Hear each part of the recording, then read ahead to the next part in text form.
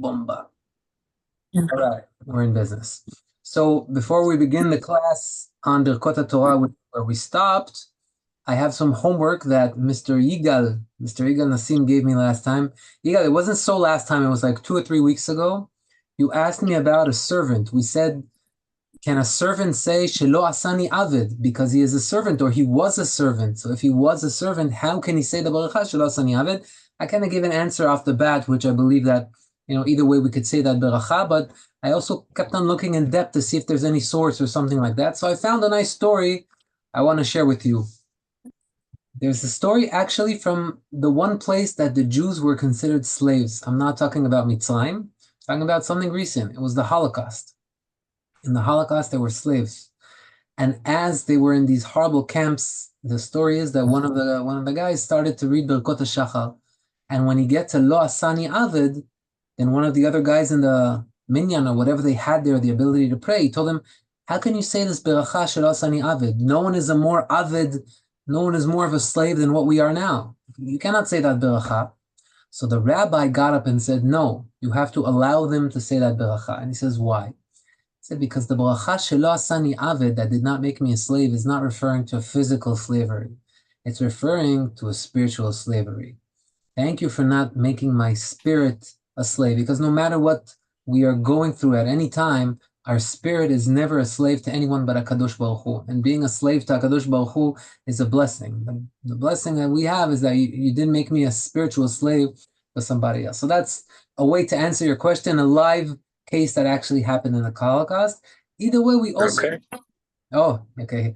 Either way, we also always have the answer of the Ari Kadosh, that these berachot, even though they seem like they are meant to be on something specific, really, they are opening these pipes, these tunnels that go all the way to Shamayim, and therefore they are needed to be said. Chachamim, when they said them, they hid a lot of secrets in them, and each word and each letter is important, and that's why there's so much information about it. So it's not our place to decide if it's relevant or not relevant. Either answer fits. All right, so now we can continue from our Berkot HaTorah, Chazak Ubuch, for the question I got. We were talking about someone that needs to read Berkot HaTorah in the morning, but we also know that there's a halacha of a limitation until when you read Kriyat Shema. Remember, we were already tested about this. We mentioned that there are 2 times to Kriyat Shema. They're about half an hour, 40 minutes apart. According to the Magen Avraham, is more strict, is a bit earlier. Let's say in Israel today, the Magen Avraham is around 8:30, and the time of the Gaon Mivilna, they just calculate a little bit differently, is 9 o'clock. But let's say that's the scenario today, okay? And we follow the more strict opinion, the Sephardim, because this is a mitzvah from the Torah. When there's a doubt and it's a mitzvah from the Torah, we try to be more strict. So let's call it 8:30. Now, somebody woke up in the morning at 8:28. So what does he know now? That if he wants to fulfill the mitzvah from the Torah of reading Kriyat Shema on time, he does not have time to start reading Berkot HaTorah right now. That's our topic, right? We're reading Berkot HaTorah. Mr. Giacomo, Baruch haba. If he's going to start reading Berkot HaTorah, it's going to take him a couple of minutes. Then when he gets to Kriyat Shema, he's going to miss the time. He's going to miss the mitzvah from the Torah. However, are you allowed to read stuff that have Kedusha, like Kriyat Shema? What's more Kedusha than Kriyat Shema? It appears in the Torah. Can I read out without saying Berkot Kriyat Shema? That's the question, all right? Anybody want to try answering? We'd love to hear. The answers are always good. No matter what, they're always good.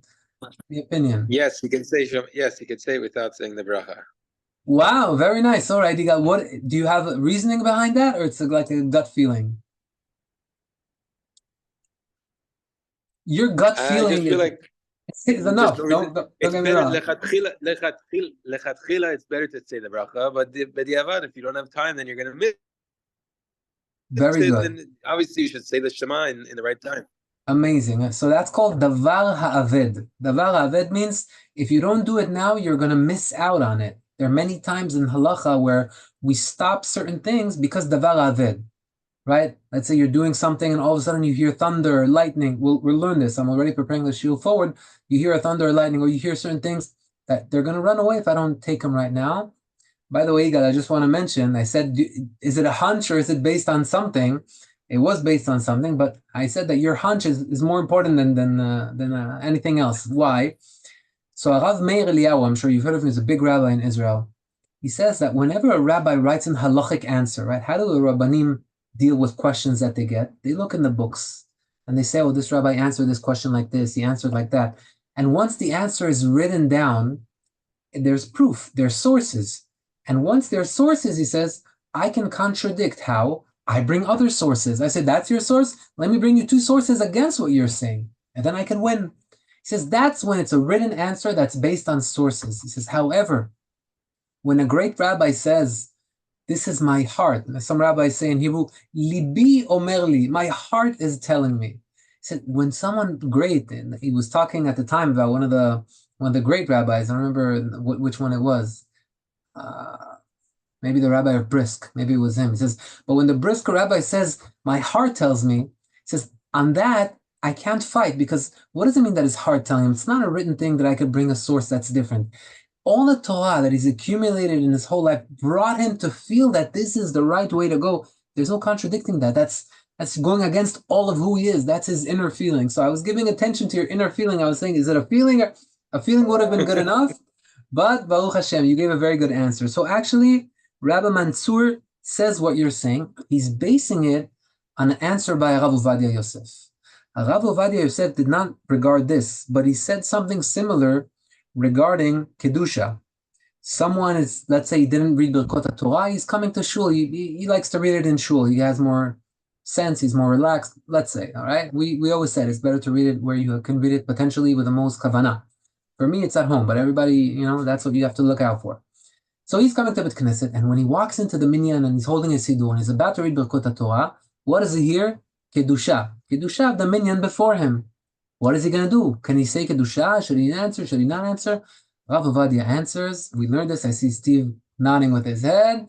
He answers that we can say the Kedusha even though we still didn't say Berkot HaTorah because it's Davar Aved, something that we're going to lose. However, he says over there are parts of the Kedusha that are the essence of Kedusha, and there are parts of the Kedusha that are added.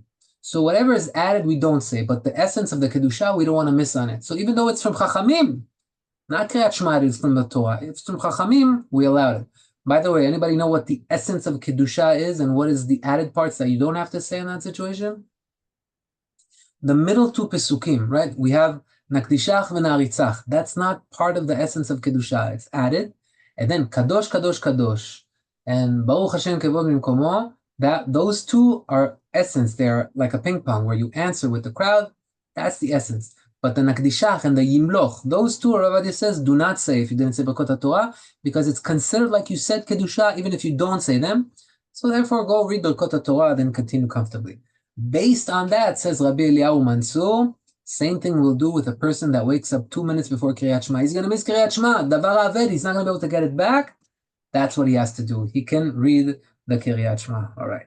Chazak u'baruch. Question? Good morning. Hey. Hey, shalom aleichem, Nate.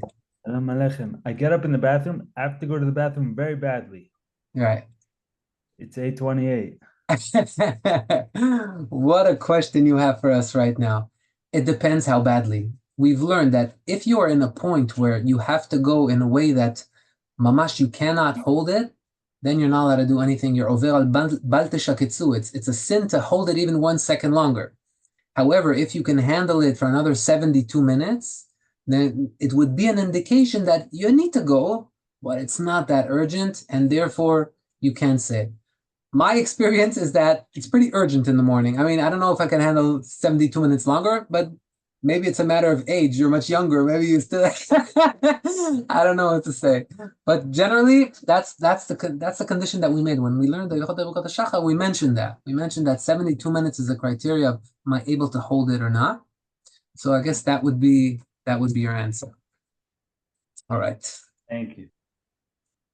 Along with Berkot HaTorah. So as we know, Berkot HaTorah, there are 3 berachot.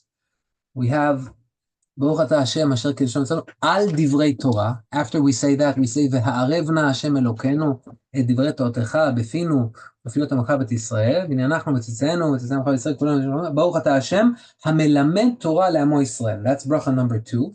And then bracha number 3, the famous one that we go up to the Torah with. Asher bachar banu mikol amim v'natan todo Baruch Ata Hashem noten HaTorah. 3 different brachot. Why do we need 3 brachot? 1 bracha is not enough? Why do we say 3 different Berkot HaTorah?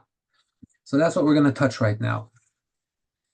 So everybody knew and understood that we have to say a beracha before we read the Torah. In fact, the Gemara, I don't know if we mentioned this in the past, but the Gemara says, Alma avda haaretz. Why did the first Bet HaMikdash get destroyed?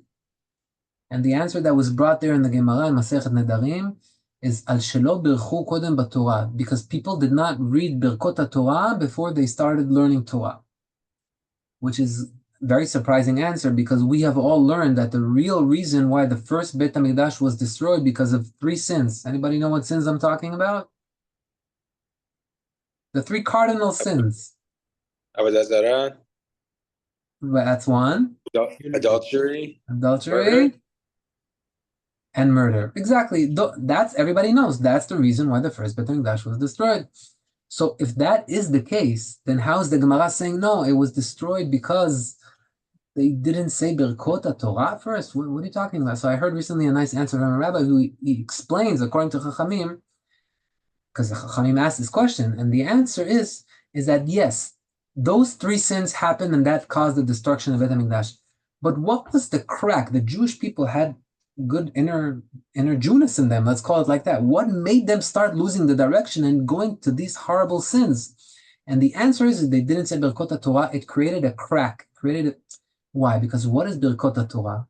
If we look at the words, Asher bachar banu, because he chose us from all the nation, v'natan lanu et Torato, and gave us his Torah.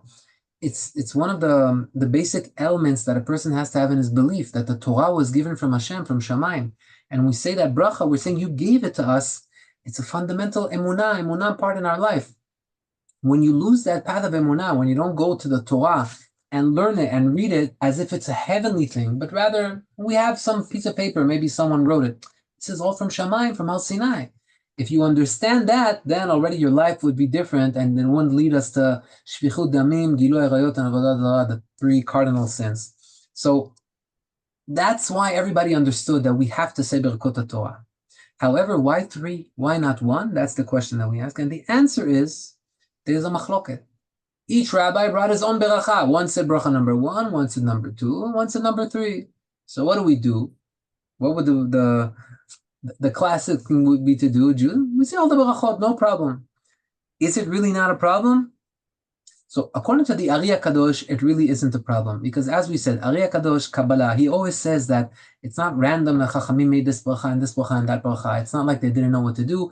Each one has its own pipe, its own tunnel, its own path to Shamayim, and it's doing what it needs to do. According to Kabbalah, that would be the answer. But according to the Pshat, the simple interpretation, if we have 3 different brachot and we don't know which one is right, isn't it safek berachot leakel? Shouldn't we just say 1? We have a doubt. We're going to say extra berachot because we're not sure. One of them, hopefully Hashem will accept. You say all 3 berachot? So the Yalkut Yosef regards that, and he answers like this. He says, even though we have safek berachot leakel, over here we go like the custom. And the custom is to say all 3 berachot. And this is an element that is a part of Jewish halakha that we need to know. Shulchan Aruch writes it himself. He writes, all the halachot that I'm writing to you here are based on the dry halakha. However, if the custom is different from what I'm writing here, you should follow the custom and not follow what is written in the Shulchan Aruch. So really you are following what is written in the Shulchan Aruch by not following him, because that's what he said in his introduction, that you have to go according to the custom. Says Yalkut Yosef, the custom is to say all 3 berachot, and therefore that's what we should do. And if you are worried, says the Yalkut Yosef, what worry do we have? Let's say we consider this now one big beracha that we're saying. So as I'm saying the first one, people are answering amen. But what if it's one long beracha that is all completely required to say? If the minhag is like that, maybe it's one thing that has to be said as one, but we answer amen in the middle. So maybe that's kind of like stopping it. It shows that it's not really one thing, one pile of beracha that we receive from Chachamim and we have to say all of it. Maybe that's not the custom. He says, no. Don't worry. There's another place in the tefillah where we say amen in the middle of the beracha. We didn't reach the end of the beracha. We say amen and it's still okay and no problem. Barech alenu. Have you ever been to a minyan when the Chazan says, Barech alenu Hashem Elokeinu et hashana hazeh v'ten talu matar livracha v'sabenu mituva. Amen, amen. The crowd is saying amen. It's not the end of the beracha. Yeah, but the custom, we say amen. Hashem, please. Right? It's not the amen of a beracha. It's the amen of please. So he's saying, even if you want to say that maybe the amen here is problematic, because this is all one beracha and not three, he says, we'll consider it as an amen of amen please, and not as amen of an end of beracha, and therefore, either way, it's not a problem. But the source, if someone asks you, why do we say three berachot? We have a doubt, we should say one. That's the minhag. When we have a minhag, when we have a custom, we follow the custom. All right. Now, there's, yes. Sorry, let's say they wanted to pick one of these three brachot. How would they even pick which one to pick is the right one? I guess if they knew which one to pick, then maybe they would have chosen it. But they had a doubt, at least according to the Pishat, according to the simple interpretation. So they didn't want to miss out, and they put them all in there. And that's where all our questions began. They had a doubt. They didn't know. How do you choose? Each Chacham has a different opinion. All right? When it comes to halacha, when it comes to Shulchan Aruch has rules. There are three giants in halacha. One of them is called a Rif, one is called a Rosh, one is called a Rambam, Maimonides. And he generally follows these three rabbis, which means he usually goes according to the majority. Even though there are many different rabbis, but if 2 out of 3 of these rabbis say something, he usually, not always, he usually goes with them. He also usually goes with the Rambam. So nothing is 100%. Most of the times the Rambam would be maybe with the majority.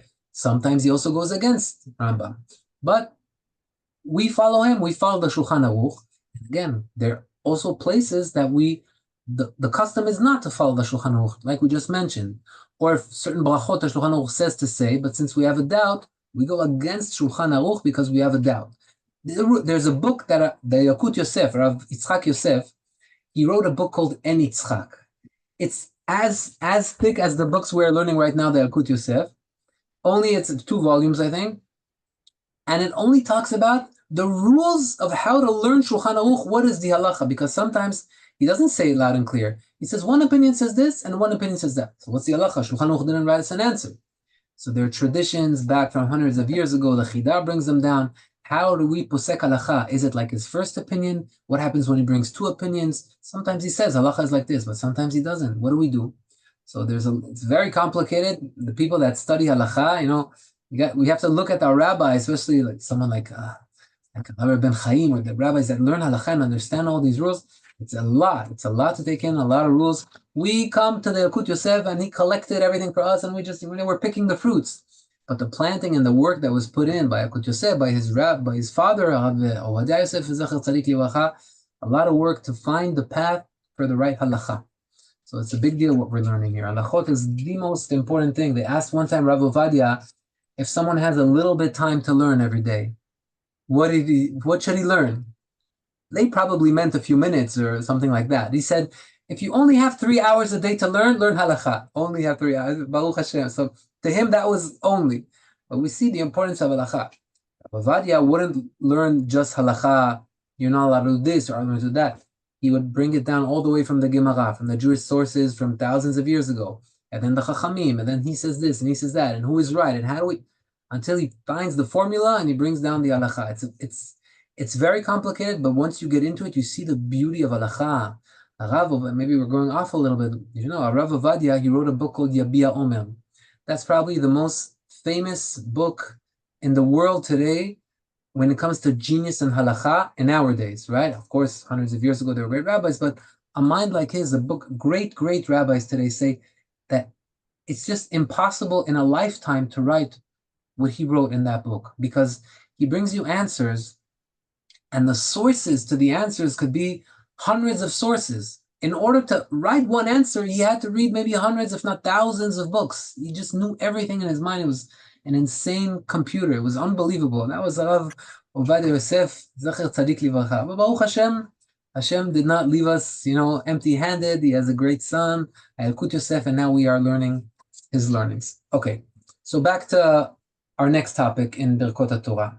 If someone forgot to say Berkot HaTorah and he already started praying Shacharit, he has an exit point. What's the exit point? Ahavat Olam. In Ahavat Olam, there's a part that talks about Torah over there. That part, V'ten belibenu bina, please give in our heart the understanding, le'avin u'le'askid, that we have the mind, lishmoa, lilmod u'lelamed, let us learn and teach, to do it kol divrei Talmud Toratecha, all of the Torah with love. That part that we are requesting knowledge in Torah and love in Torah, is kind of a bracha on the Torah. So Chachamim say, if you haven't read it in the morning and you already read that, you don't have to now, after tefillah, go ahead and read Berkot HaTorah, because you already covered it. However, there was a rabbi called the Pri Megadim. And the Pri Megadim says, there's a loophole. If the bracha is really important to you and you want to be able to say it after tefillah because you forgot about it, then you could have in mind that when you're reading Ahavat Olam, say to yourself, I have in mind not to be Yotzei Dechovah. I don't want to be exempt from the bracha. I don't have in mind to cover Berkot HaTorah by this. And then he says, so that afterwards, you could read Berkot HaTorah.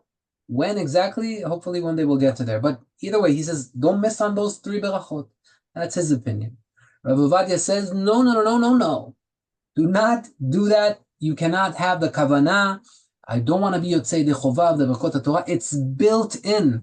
It's part of the tefillah. So even if you do not have the kavanah, it's already said in your lips, and it's as if you said Berkot HaTorah, and therefore, if you already finished praying, you do not have to read Berkot HaTorah. Ahavat Olam already covered it. And that's the halacha. All right. Now, we should know another thing. If you look in your sidurim, I saw that we passed the time, but we started 10 minutes late. By the way, I'm sorry about that. Just, for the next 2 weeks, with your permission, instead of 1, we're going to start at 1 and 10, because this is the only time of the year where Mincha Arvit ends so late. It's the latest time in Israel. From now on, it's going to go lower, but 2 more weeks like this with your permission.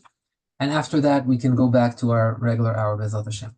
So, if you look in the Siddur, right after Berkot HaTorah, I'm opening it here with you, it says, וידבר אדוני אל משה לאמור, דבר אל אהרון ואל בניו לאמור, כה תברכו את בני ישראל. And then it says, ברכת הכהנים, יברכך השם וישמרך, יאר השם פניו אליך ויחונך, יישא השם פניו אליך וישם לך שלום. Why is this beracha here? The answer is because you have to learn close to the beracha. If I'm going to read Berkot HaTorah, and then I'm going to start reading the tefillah and hodu and korbanot and this and that, I said the bracha, but I haven't learned any Torah yet. So the first thing you should do when you say a bracha, like I'm drinking my coffee right now, she'akol niya bidvaro, and then I deal with a lot of things, then I come and drink. It doesn't work like that. Right away you have to do it. You need to take a bite of the apple. You can't wait, right? Same thing with Berkot HaTorah. Supposedly, right? I'm reading Berkot HaTorah. I have to right away say something from the Torah. So that's why Chachamim said, right, before we continue, let's quickly exempt ourselves from this. Let's say something. What do we say? Berkat Kohanim. Berkat Kohanim, and the question is, why was the custom to read Berkat Kohanim? There's a million topics that you could choose. Interesting, the Parashat Shavua just had Berkat Kohanim.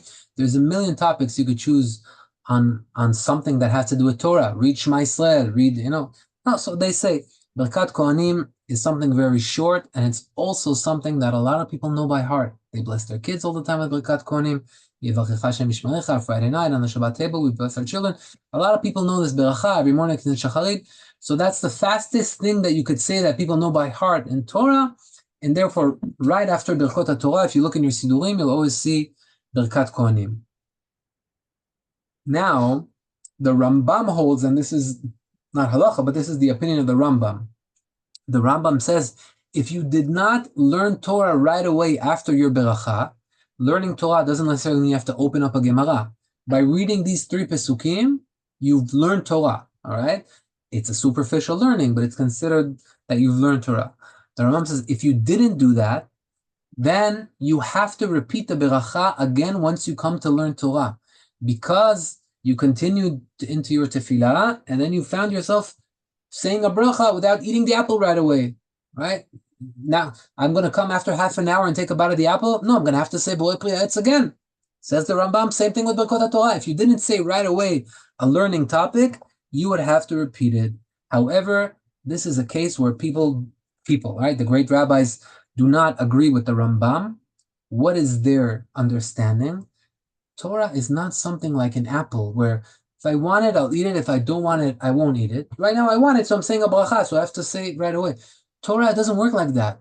The Torah is an obligation sitting on us 24/7. You cannot say, now I don't want to eat it. It's always there. It's a mitzvah matmedet, a mitzvah that is tamid, that is always there. And since it is always there in our heart, the learning, it's something that we're obligated to do, then you're not supposed to go back and repeat the bracha right before you're learning, because you're always obligated to learn, and that is the halacha. We have a doubt over here. The Rambam would say to go back, and other poskim say not to. In this case, we listen to the other poskim because we have a doubt if we have to go back or not. All right, we have 1 more minute. Let's try to talk about this. I don't know if we'll finish it. If not, next week, B'ezrat Hashem. A person that was up all night. We just had Shavuot. We had an all-nighter. So when would be the right time to say Berkot HaTorah? The answer is clear. The answer is we would say Berkot HaTorah in Alot HaShachar. Remember, we have sunrise, but before sunrise, 72 minutes, it's Alot HaShachar. I said 72 minutes, but you should know there's a big controversy. Before sunrise, is it Alot HaShachar 60 minutes or is it 72 minutes? There's a big machloket, Rav Ovadia, Chacham Ben Zion, and there's a reaction to this, meaning we have to behave differently if it's 60 minutes or 72 minutes when we are up all night. B'ezrat Hashem, we'll leave this for next time because it's a little bit of a longer topic. Until then, I want to wish you all a beautiful weekend. Shabbat Shalom. And inshallah, we'll see you next week. Again, it's going to be in 1 and 10 minutes, B'ezrat Hashem. Right. Shabbat Shalom. Thank you. Thank you. Bye-bye. Zag Baruch. Thank you, Thank you very much. Shabbat Thank shalom. you.